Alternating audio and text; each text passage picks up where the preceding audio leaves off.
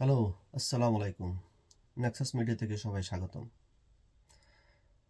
আজকে আমরা বর্তমানে যে ইউনুস নাটক সেটার উপরে কিছু বিশ্লেষণধর্মী কথাবার্তা বলবো।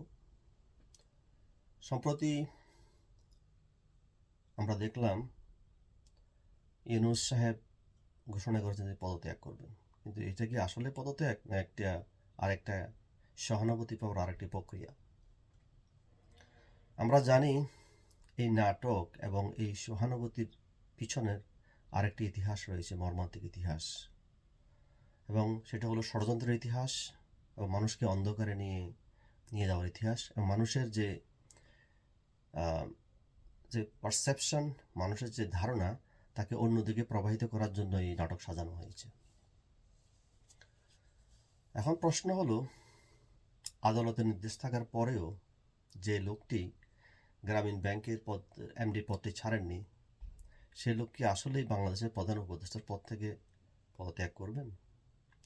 যে লোকটির বয়স ৮০ এবং তার ঊর্ধ্বে, যিনি এখনও তার লোভ সংবরণ করতে পারেন না, তিনি অনেকগুলা পদ ভাগিয়ে নেন এবং তিনি সরকার প্রধান হওয়ার পরেও কোটি কোটি টাকার ঋণ মকুব করে দেন, সেই লোক প্রধান উপদেষ্টার পদ থেকে পদত্যাগ করবেন, এটা যদি পাগলও বিশ্বাস করবে না আমার মনে হয়।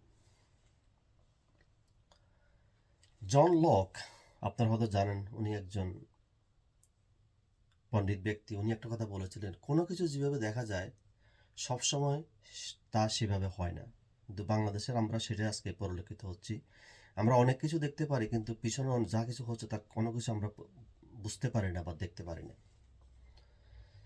অনেকে বলছেন বাংলাদেশের সেনাবাহিনী বর্তমানে বাংলাদেশের যে দুরবস্থা তার জন্য ক্ষমতা নিয়ে নিতে পারে, কিন্তু আমি তাদের সাথে সম্পূর্ণ একমত নই।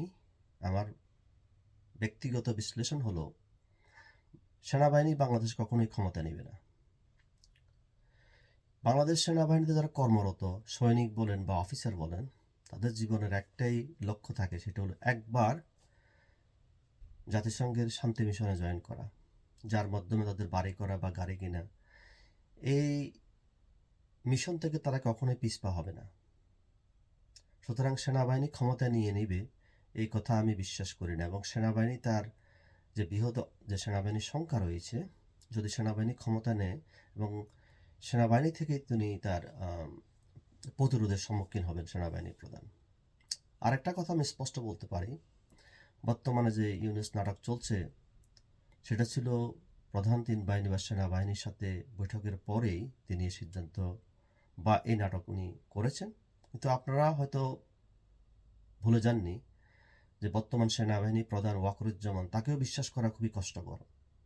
কারণ আওয়ামী লীগের যখন পতন হয়, উনি প্রথম যে সাক্ষাৎকার দিয়েছিলেন, উনি কি বলেছিলেন আপনাদের হয়তো মনে, উনি বলেছিলেন যে বাংলাদেশের যে বর্তমান যে চরম অনিশ্চয়তা বা অনিশ্চিত ভবিষ্যৎ, আমার উপর আস্থা রাখুন, আমি আপনাদেরকে নিরাশ করব না। কিন্তু উনি তার প্রথম বৈঠকে করেছেন কার সাথে? জামাতের সাথে, জামাতের আমিরের সাথে এবং মাইমুনুল হকের সাথে। আপনারা হয়তো জানেন যে বাংলাদেশের স্বাধীনতা সংগ্রামের জামাতের কি ভূমিকা ছিল, যেখানে যেখানে লক্ষ লক্ষ মানুষকে হত্যা করা হয়েছিল, লক্ষ লক্ষ মামুনকে ইজ্জত হুটন করা হয়েছিল, এবং জামাত ছিল তার কোলাবোরেটর বা তারা ছিল সহচর, এবং তাদের আজকে পর্যন্ত কোনো বিচার হয়নি। এখন আরেকটি বিষয় আসা যাক, সেটা হলো ইউনুস সরকার যখন ক্ষমতায় আসলেন, উনি প্রথম যে কাজটি করলেন, বিএনপি তার শীর্ষ নেতা এবং দলীয় কর্মী যারা ছিলেন তাদের বিরুদ্ধে যত মামলা হয়েছে সব মামলা প্রত্যাহার করলেন, সবাইকে মুক্ত করে দিলেন, এবং যত শীর্ষ সন্ত্রাসী এবং জঙ্গি ছিলেন সবাইকে কারাগার থেকে মুক্ত করে দিলেন। এখন স্বভাবতই প্রশ্ন এসে যায়, বাংলাদেশের আইন কিভাবে পরিলক্ষিত হয়? বাংলাদেশের আইন কি আসলেই বাংলাদেশের যে সংবিধান বা যে রুল অফ ল বলে একটা কথা আছে, সেটা কি প্রধান বিচারপতি বা বিচারের যে সুপ্রিম কোর্ট, হাইকোর্ট বা লোয়ার কোর্ট, এই সবগুলো কি তার আপন গতিতে চলে, না it's run by someone else? Whenever whoever the power, they control the rule and they can do whatever they like to. This is called the rule of law? No, it's not. বাংলাদেশের আরেকটি সমস্যা হলো,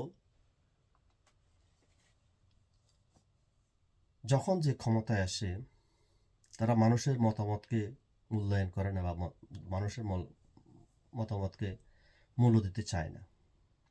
তারা মনে করে তারা যা কিছু করতেছে জনগণের কল্যাণে করতেছে বা দেশের কল্যাণে করতেছে। কিন্তু জনগণ যখন জেগে উঠে, যখন তাদের হাতে লাঠি বা আইন তাদের নিজের হাতে তুলে নেয় এবং তাদেরকে ঝেড়িয়ে বিদায় করে, তখন তারা বুঝতে পারে যে জনগণ কী জিনিস।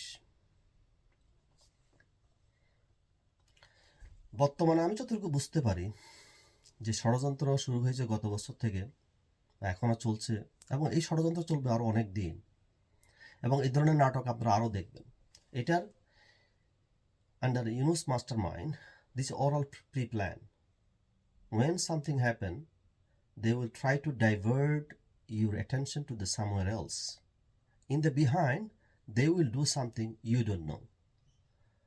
তারা এমন কিছু করবে বা মানুষের যে অ্যাটেনশন সেটাকে অন্যদিকে নিয়ে যাবে, যাতে বুঝতে না পারে যে আসল সমস্যাটা কোথায়।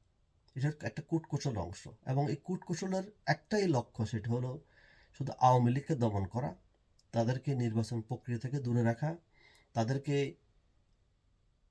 তারা যেন পুনর্গঠিত না হতে পারে এবং তারা যেন কোনোভাবেই কোনো দলীয় কর্মকাণ্ড পরিচালনা করতে না পারে, সেটা হলো মূল লক্ষ্য, নাথিং এলস, আর কিছুই নয়। কিন্তু আপনারা একটা কথা ধরুন, আপনারা যদি একটা শান্তি চান বা মানুষের একটা কল্যাণমূলক রাষ্ট্র চান বা গণতান্ত্রিক শাসন ব্যবস্থা চান, যেখানে সবাই everyone can talk, everyone can have the protection, everyone can eat, everyone can go for school, college and uni, then everybody have to be participate. সবাইকে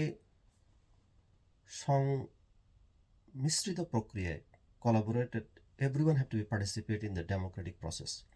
এখন বাংলাদেশে যদি একটা ইলেকশন হয় বা হচ্ছে, এখন হবে, আপনারা তো দেখবেন যে আরেকটা ইলেকশন হবে, সেখানে জামাত, বিএনপি মুখ্য ভূমিকা রাখবে এবং তার সাথে কিছু কিংস পার্টি থাকবে এবং কিছু ধর্মীয় রাজনৈতিক দল থাকবে এবং তারা ইলেকশন করবে এবং ইলেকশনকে তারা জাস্টিফাই করবে যে ইলেক্টেড বাই দ্য পিপল। কিন্তু যেখানে 5 থেকে 6 কোটি আওয়ামী লীগের সমর্থক রয়েছে, তারা হয়তো ইলেকশনে যাবে না বা ইলেকশনে ভোট দিবে না। কিন্তু এই 5 থেকে 6 কোটি মানুষকে আপনি যখন অবজ্ঞা করবেন, অ্যাভয়েড করবেন, then this election is going to be accepted by the international community? No, never. It's never going to happen. আমরা আজ ইতিহাসের এমন এক মোড়ে দাঁড়িয়ে আছি যেখানে ভুল সিদ্ধান্তের মাসুল হতে পারে একটি গৃহযুদ্ধ। আমরা হয়তো গৃহযুদ্ধকে ধাবিত হচ্ছি। সামাজিক অবিচার, রাজনৈতিক মেরুকরণ এবং তথ্য নির্ভর ষড়যন্ত্র বা miss information and mob violence সব মিলিয়ে বাংলাদেশের ভবিষ্যৎ ক্রমশ অন্ধকার থেকে অন্ধকার হয়ে উঠছে। হিটলার একটা কথা বলেছিল, একটি জাতিকে ধ্বংস করতে চাইলে তার ইতিহাসকে ধ্বংস করে দাও। আজকে বাংলাদেশের সেই হিটলারের সেই উক্তির সাথে হুবহু মিলে যাচ্ছে। বাংলাদেশের ইতিহাসকে নির্বিঘ্নে খুব সূক্ষ্মভাবে under the master mind or master policy or master strategy, all history is going to be erased. But ইতিহাস কখনো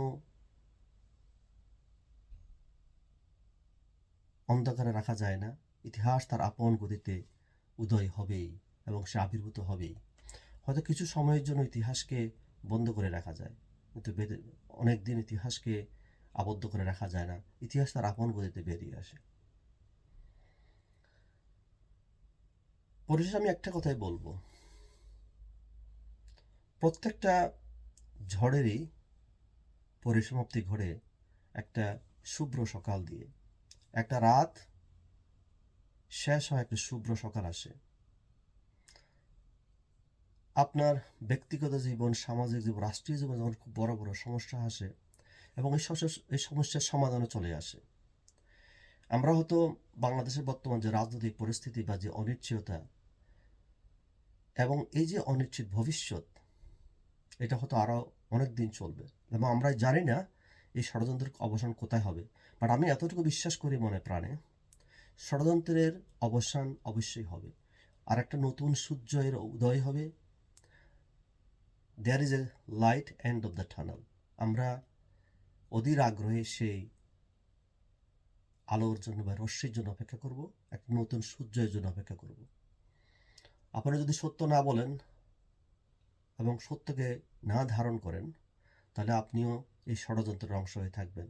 আপনি আমার বিবেককে প্রশ্ন করুন, কোনটা সত্য, কোনটা মিথ্যা, কোনটা মানবতা, কোনটা হিংস্রতা।